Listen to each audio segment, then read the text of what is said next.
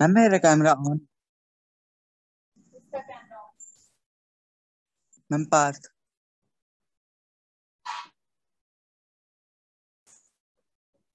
Okay. So what does an electric circuit mean? Anyone? Riddhi?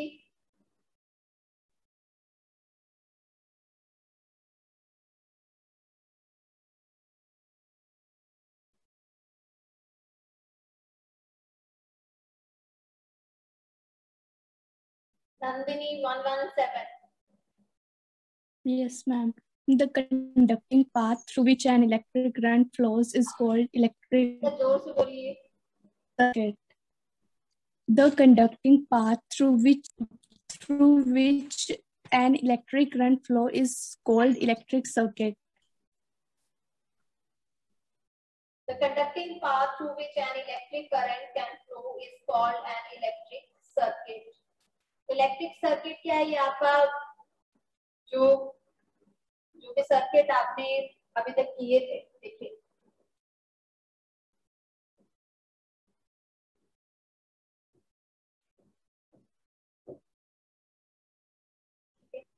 तो यहाँ पे this is your potential difference. ठीक है, तो जब भी आपका जो सर्किट जो है क्लोज होगा, दैट मीन्स उसमें जो करंट है वो क्या करेगा, फ्लो करेगा. ठीक है, और अगर वो ओपन हुआ तो करंट जो है, फॉर एग्जांपल ये जो आपने स्विच रखा है, अगर आप इसको ओपन कर दीजिए तो करंट जो है वो फ्लो नहीं करेगा.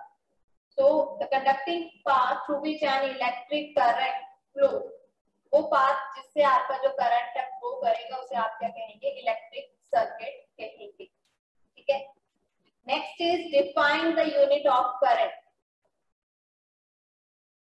Define the unit of current. सबसे पहले मुझे ये बताइए कि करंट जो है उसे हम किससे डिनोट करते हैं? तुषार? आई. I ma'am.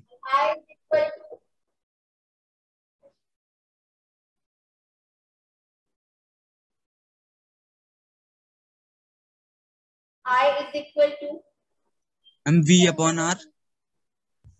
क्या वो ओवर टी. क्या हुआ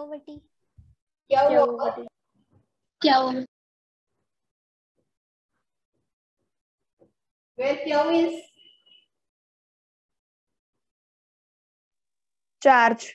Q क्या है and T is the time. तो क्वेश्चन में हमें बोला गया है कि हमने डिफाइन करना है यूनिट ऑफ करंट. अब करंट की यूनिट क्या होते हैं? एम्पियर. तो मतलब यहाँ पे हमें एम्पियर को डिफाइन करना है. तो ये मैंने पहले भी आपको बताया था कि इस फॉर्मूले को अगर आप ध्यान से देखें, इस रिजल्ट को देखें, I is equal to Q over T. ठीक है, तो हमें यहाँ पे डिफाइन किसे करना है, 1 एम्पियर. ठीक है, 1 एम्पियर. सो दैट मीन्स यहाँ पे 1 एम्पियर तभी आएगा जब यहाँ पे 1 होगा. ठीक है, दोनों में अगर 1 1 होगा तभी आपका जो करंट है वो क्या आएगा, 1 एम्पियर आएगा. तो इस चीज को देखिए, ये क्या है, 1 एम्पियर को हम किस तरह से डिफाइन करेंगे कि जब हम 1 क्यू क्या है, चार्ज है. ठीक है, और चार्ज की यूनिट हम कैसे लिखते हैं, कूलम. तो मतलब जब आप किसी सर्किट से 1 कूलम चार्ज को, मैंने यहाँ पे 1 लिखा ना, 1 कूलम चार्ज को आप 1 सेकेंड में, आपका जब एक सर्किट में 1 कूलम जो चार्ज है उस सर्किट को कंप्लीट करता है in 1 second, then it is defined as 1 ampere. उसे हम कहेंगे 1 एम्पियर. ये क्वेश्चन में आपको बोला है define the unit of current, और करंट की यूनिट क्या होते हैं, एम्पियर होते हैं. ठीक है, और हमारे पास रिजल्ट है I is equal to Q over T. ठीक है, तो 1 एम्पियर आप इस तरह से डिफाइन करेंगे जब यहाँ पे भी क्या होगा, 1. ठीक है, 1 एम्पियर मतलब करंट की वैल्यू 1 एम्पियर कब आएगी, तो दोनों में 1 होगा. कैंसिल करोगे तो 1 ही आएगा. दैट मीन्स जब 1 कूलम चार्ज जो है सर्किट को कंप्लीट करेगा in 1 second, then it is defined as the 1 ampere. तो आपको डायरेक्टली ये भी पूछ सकते हैं डिफाइन 1 एम्पियर, या जिस तरह से क्वेश्चन आपको दिया गया है define the unit of current. So current flowing through a wire is said to be 1 ampere when 1 coulomb of charge flow through the wire in 1 second। ठीक है, जो 1 coulomb चार्ज जो है वो फ्लो करेगा in 1 second through the wire, उसे हम क्या कहेंगे, 1 एम्पियर। क्लियर है? इसी तरह से बेटा आपका नेक्स्ट अगर आप देखें क्वेश्चन नंबर होगा आपका ये क्वेश्चन नंबर 5। क्वेश्चन नंबर 5 देखेंगे अपना। What is meant by saying that the potential difference between 2 points is 1?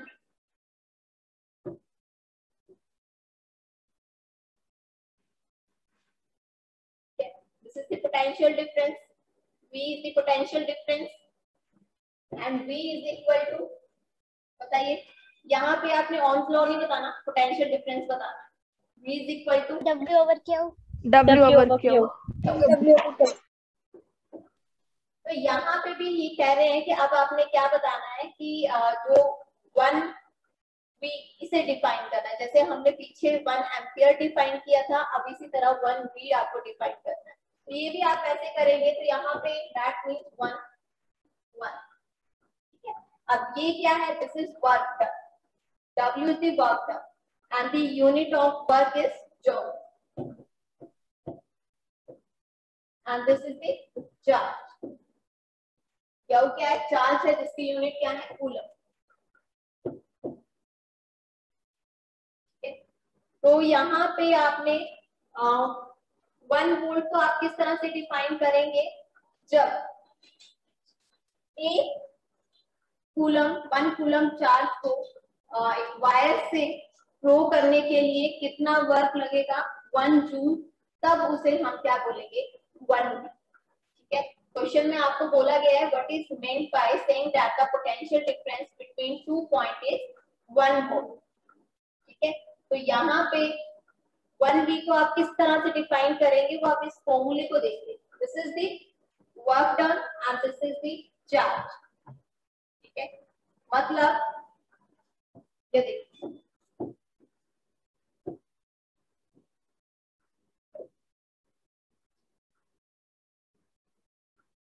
ठीक है, अब यहाँ से आपके जो इलेक्ट्रॉन्स हैं वो फ्लो करते हैं and what is the direction of the electrons. जब आपके इलेक्ट्रिक सर्किट में जो इलेक्ट्रॉन्स है वो फ्लो करते हैं, उसकी डायरेक्शन क्या है,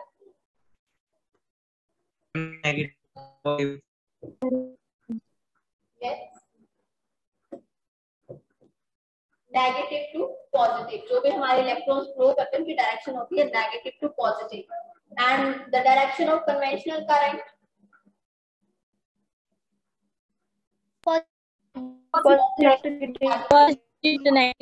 जो है वो फ्लो करते हैं नेगेटिव टू पॉजिटिव। बट जब भी हम किसी इलेक्ट्रिक सर्किट में अगर हम करंट की डायरेक्शन बताते हैं वो पॉजिटिव टू नेगेटिव बताते हैं। दैट मींस आप इस तरह से दिखाई दीजिए।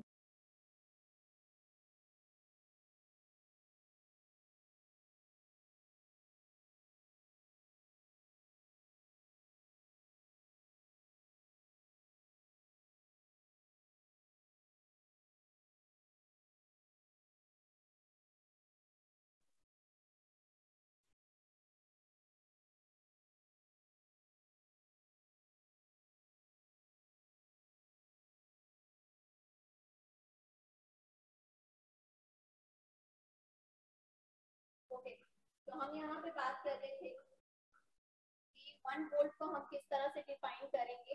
तो यहाँ पे हमने पोटेंशियल डिफरेंस पढ़ा था, V is equal to W over T। ठीक है, तो यहाँ पे W क्या है, वर्क है, और वर्क की यूनिट क्या होते हैं, जूल्स, और यहाँ पे T क्या है, टाइम है।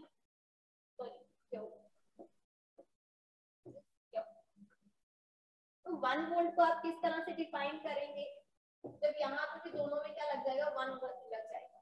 ठीक है, दैट मीन्स कि जब आप इलेक्ट्रिक जो आपका सर्किट है कोई भी कंडक्टर है, कोई भी वायर है, उसमें से जब भी आप 1 कूलम चार्ज, दिस इज 1 क्या हुआ, this is charge and the unit of charge is coulomb. जब आप 1 कूलम चार्ज को एक पूरे सर्किट में फ्लो करवाते हैं तो कितना जो वर्क जो लग रहा है दैट इज 1 जूल, उसे हम बोलेंगे 1 volt. 1 volt is defined as if work done to move 1 coulomb of charge between 2 points is 1 joule। जब आप 1 कूलम चार्ज को एक पॉइंट से दूसरे पॉइंट तक फ्लो करवाने के लिए उसमें कितना वर्क लग रहा है 1 जूल, तब उसे हम क्या बोलेंगे 1 वोल्ट। ठीक है, क्लियर। तो मतलब जो आपने रिजल्ट किए थे, जैसे आपने फर्स्ट आपने रिजल्ट किया था करंट, ठीक है, आपने उसके बाद किया था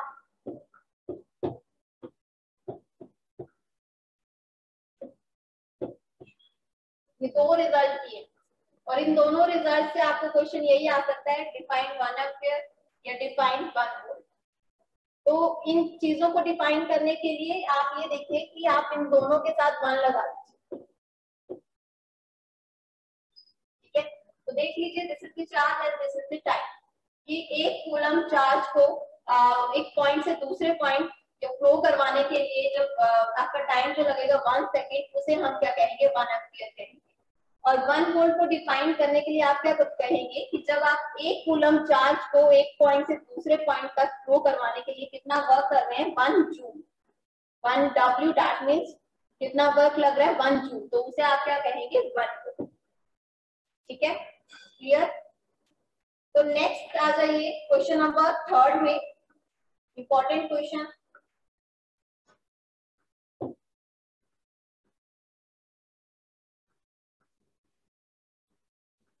Calculate the number of electrons constituting 1 coulomb of charge। Important mark कर लीजिए।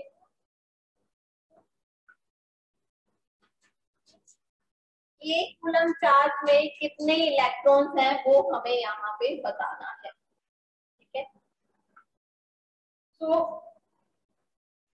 यहाँ पे एक रिजल्ट है that is Q is equal to N।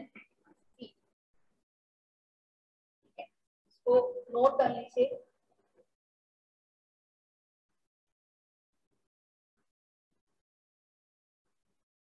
Where Q is the charge, okay, N is the number of electrons,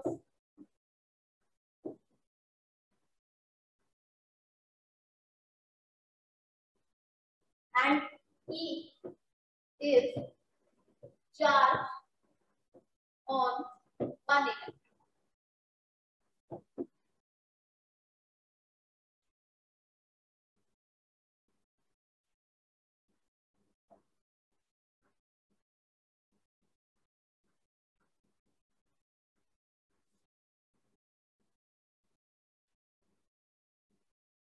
ठीक है, तो यहाँ से हम ये जो क्वेश्चन है, क्वेश्चन में हमें ये पूछा गया है कि 1 कूलम चार्ज में कितने नंबर ऑफ इलेक्ट्रॉन्स हैं, वो हमें यहाँ पे बताना है।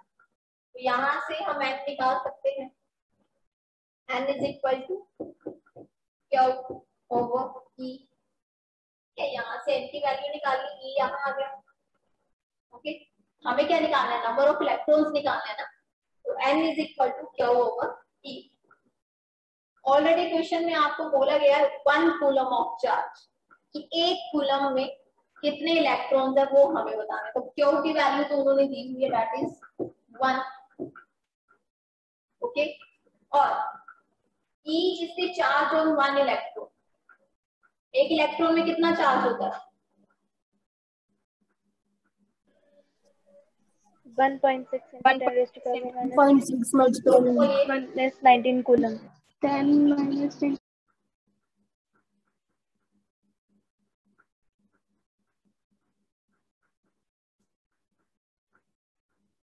Yes Tanvi Sethi. Yes, ma'am. 1.6 into 10 raised to power minus 19 coulomb। 1.6 into 10 raised to power minus 9। Okay, simple है, ठीक है ना, क्वेश्चन में बोला गया है कि एक कूलम चार्ज में कितने इलेक्ट्रॉन्स हैं, हमने ये रिजल्ट यूज किया, number of electrons n is equal to q over e, q is the charge, question में ऑलरेडी गिवन है that is 1, and e is the charge on 1 electron that is 1.6 into 10 raised to power minus 9। तो जब आप इसे ऊपर लेके जाएंगे 10 को तो इसकी पावर हो जाएगी आपकी क्या, positive,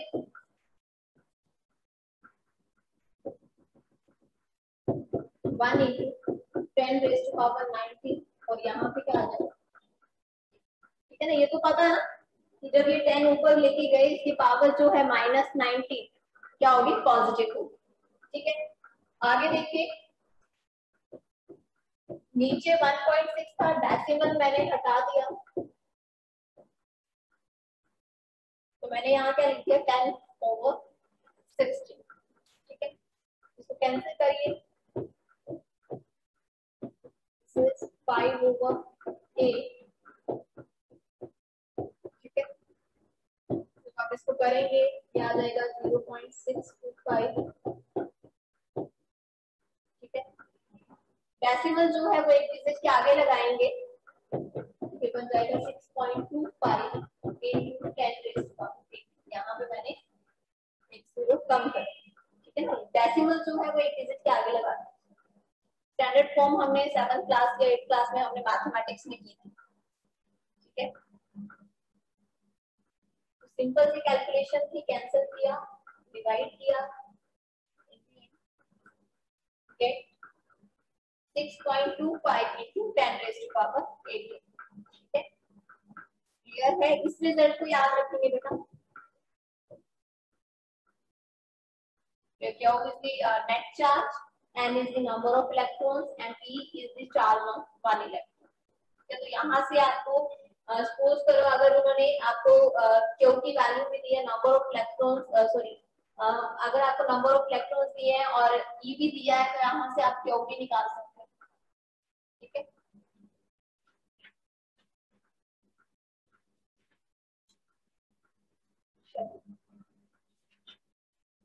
okay, next question is name a device that helps to maintain a potential difference across a conductor। Conductor में आपका जो पोटेंशियल डिफरेंस है उसको कौन मेंटेन करता है, मैम बैटरी। बैटरी। ठीक है, चलिए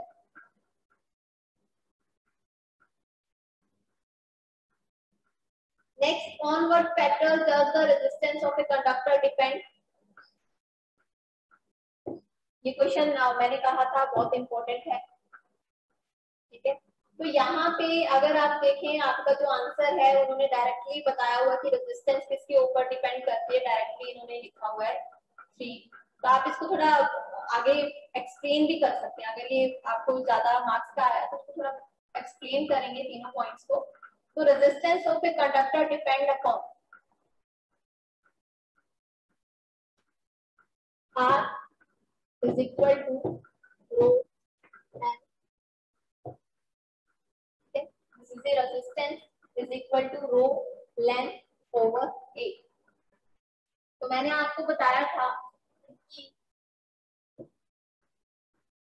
मान लेते हैं कंडक्टर, ठीक है, ओके, अब कंडक्टर में जो रेजिस्टेंस है उसे हमने क्या बताया था कि जब कंडक्टर के अंदर आपके इलेक्ट्रॉन्स भी हैं, एटम्स भी हैं,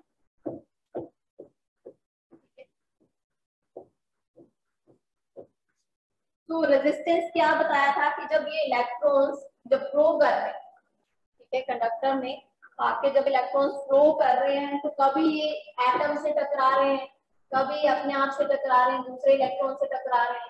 तो ये जो टकराना है यहाँ पे, इसे हमने क्या बोला था, रेजिस्टेंस कहा था, resistance.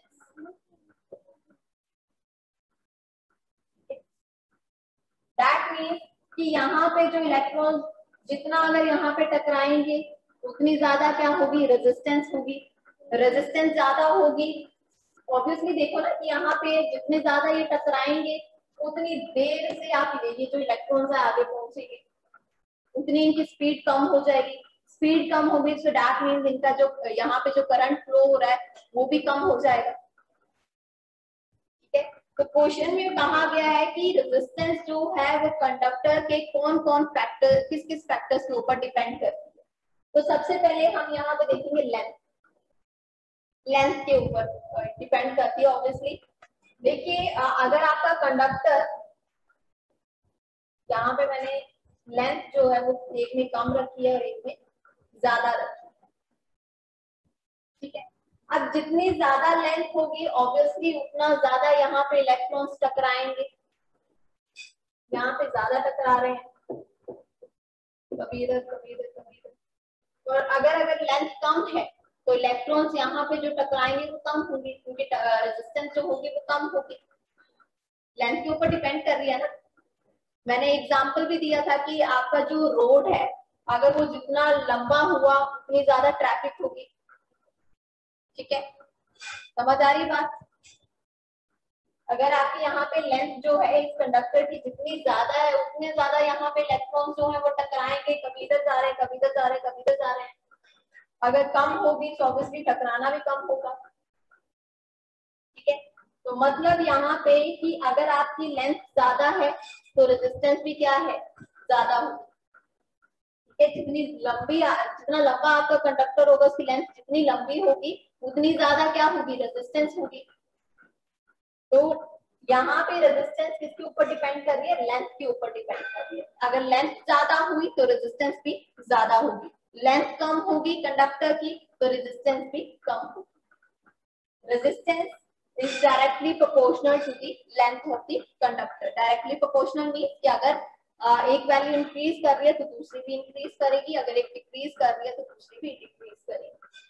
Now second one is resistance is inversely proportional to the area. A क्या है, area of cross section, ठीक है। मतलब सपोज करिए दिस इज द कंडक्टर, अब मैंने थोड़ा एरिया जो है वो क्या कर दिया, इंक्रीज कर दिया, देख सकते हैं एरिया ऑफ क्रॉस सेक्शन जो है थोड़ा इंक्रीज कर दिया। तो अगर एरिया इंक्रीज हो गया क्रॉस सेक्शन का तो वहां पे जो इलेक्ट्रॉन्स हैं, जो भी एटम्स हैं वो क्या हो गया, उनको ज्यादा स्पेस मिल गया, ठीक है। अब थोड़ा कंडक्टर जो है वो थोड़ा क्या हो गया, खुला हो गया। अब जिसके कारण यहाँ पे जो इलेक्ट्रॉन्स हैं वो क्या है, इजिली मूव कर पा रहे हैं, टकराना जो है वो कम हो गया, रेजिस्टेंस क्या होगी, कम होगी। अगर इसी कंडक्टर को मैं थोड़ा और कम कर दूं, इसकी एरिया ऑफ क्रॉस सेक्शन को कम कर दूं तो क्या हो जाएगा, थोड़ा टाइट हो जाएगा, जितना टाइट होगा उतने ज्यादा क्या होगा, टकराना होगा। ये उसी तरह जैसे अगर आपका जो रोड है, रोड जितना खुला होगा उतनी ट्रैफिक क्या होगी, कम होगी, और रोड जितना टाइट होगा उतनी ज्यादा क्या होगी, ट्रैफिक होगी। तो यहाँ पे भी ऐसा ही है कि area of cross section, that means अगर एरिया ज्यादा है तो रेजिस्टेंस कम होगी, एरिया ऑफ क्रॉस सेक्शन कम है तो रेजिस्टेंस क्या होगी, ज्यादा होगी। सो हियर जो आपकी रेजिस्टेंस है that is inversely proportional to the area of cross section, ठीक है। क्लियर है, समझ में आ गया। ए नीचे लिखा हुआ है, इसका मतलब ये this is inversely proportional, that means कि अगर area of cross section increase करेगा रेजिस्टेंस क्या करेगी, डिक्रीज करेगी। इनवर्सली और डायरेक्टली का तो मतलब पता है कि नहीं पता, यस और no? Yes, ma'am. Yes, ma'am. Yes, ma'am. Yes, ma'am. Area of cross section अगर आपका कम है तो रेजिस्टेंस क्या होगी, ज्यादा होगी, इंक्रीज करेगी, ठीक है। तो यहाँ पे रेजिस्टेंस जो है वो किन किन फैक्टर्स के ऊपर डिपेंड कर रही है, length of the conductor and area of cross section. And the third one is here this is rho, ये क्या है, रो, ठीक है। अब यहाँ पे रो जो है that is the material of the conductor, क्या आपका कंडक्टर किस मटेरियल से बना है उसके ऊपर भी डिपेंड करेगा। क्या अभी तक तो हमने लेंथ और एरिया की बात की, पर अगर कंडक्टर जो है वो उसका जो मटेरियल है किससे उससे बना है उसके ऊपर भी आपकी रेजिस्टेंस जो है वो डिपेंड करेगी, ठीक है। नेक्स्ट क्वेश्चन नंबर 8 देखेंगे। Will current flow more easily through a thick wire and a thin wire of the same material when connected to the same source। अब यहाँ पे बात हो रही है कि करंट जो है वो थिक वायर से या थिन वायर, मैंने यहाँ पे देख लीजिए मैंने एक थिक वायर ले ली और एक थिन वायर ले ली।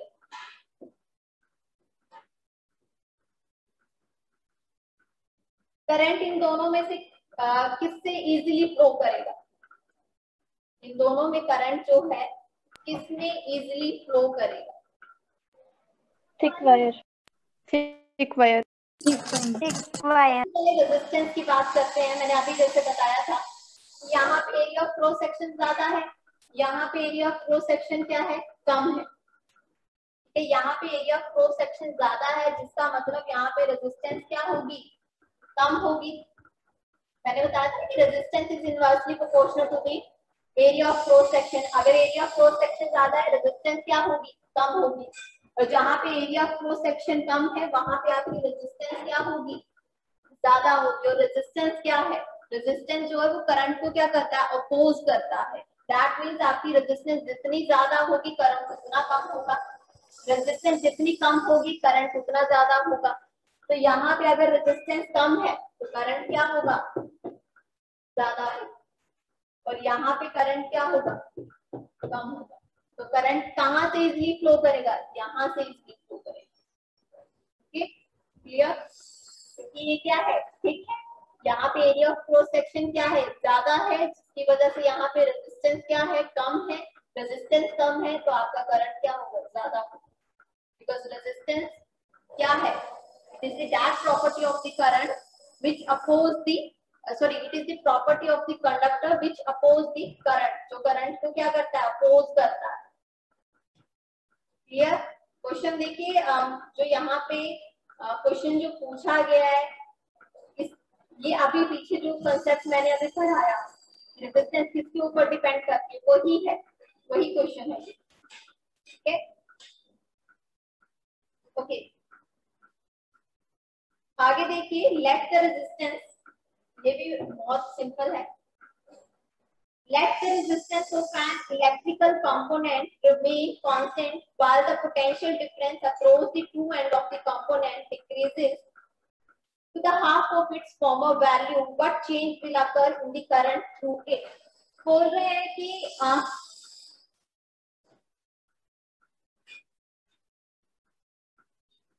रेजिस्टेंस सेम है, रेजिस्टेंस सेम है और कंडक्टर जिस मटेरियल से बना है वो भी सेम है। इसका मतलब ये है कि हमने इन दोनों को कंसीडर नहीं करना। आगे कह रहे हैं कि अगर पोटेंशियल डिफरेंस को क्या किया? हाफ कर दिया, डिक्रीज करके उसको हाफ कर दिया। पोटेंशियल डिफरेंस को क्या कर दिया? हाफ कर दिया। तो अब हमने ये बताना है कि करंट में क्या चेंज आएगा। ठीक है, आपका जो करंट है, देखिए करंट जो है वो डिपेंड किसके ऊपर करता है? वो रेजिस्टेंस के ऊपर डिपेंड करता है और पोटेंशियल डिफरेंस के ऊपर डिपेंड करता है। बट यहाँ पे इन्होंने पहले बोल दिया कि रेजिस्टेंस जो है वो सेम है, उसमें कोई चेंज नहीं किया। बस चेंज लाया तो वो किसमें लेके आए? पोटेंशियल डिफरेंस में लेके आए। पोटेंशियल डिफरेंस जो वोल्टेज है उसको क्या कर दिया? हाफ कर दिया। तो करंट में क्या चेंज आएगा ये बताना है। तो यहाँ पे हम यूज करेंगे अपना Ohm's law, that is V is equal to IR। यहाँ हमने किया था कि V is directly proportional to the current. इसका मतलब ये है कि पोटेंशियल डिफरेंस इंक्रीज करेंगे, करंट भी क्या करेगा? इंक्रीज करेगा। पोटेंशियल डिफरेंस को डिक्रीज करोगे तो करंट भी क्या होगा? डिक्रीज होगा। तो बहुत सिंपल सा क्वेश्चन है ये कि अगर आप पोटेंशियल डिफरेंस को हाफ कर रहे हो तो ऑब्वियसली करंट भी आपका क्या हो जाएगा? हाफ हो जाएगा। ओके, तो यहाँ पे हम कौन सा कंसेप्ट यूज कर रहे हैं? ये रिजल्ट यूज कर रहे हैं।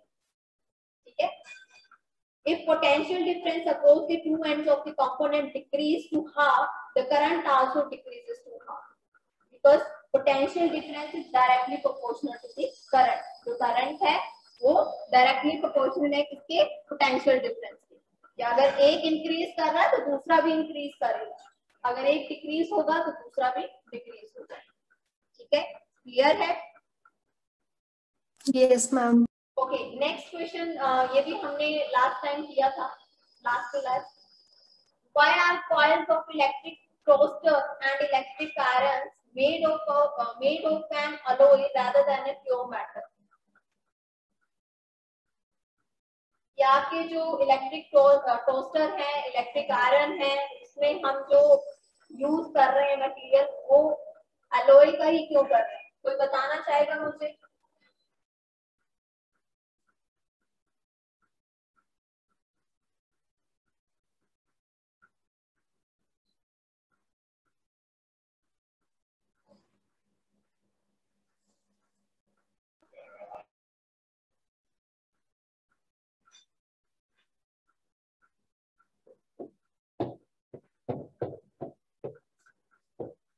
रिजल्ट याद है?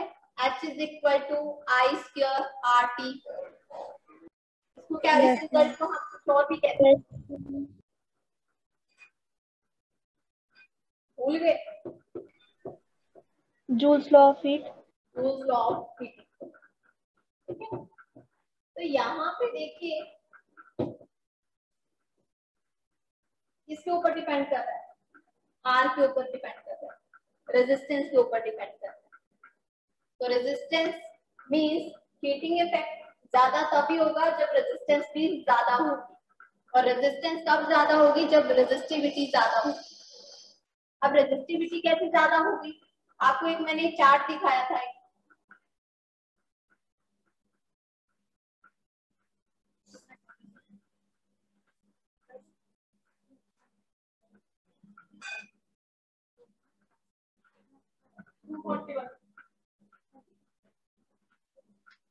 होने वाली है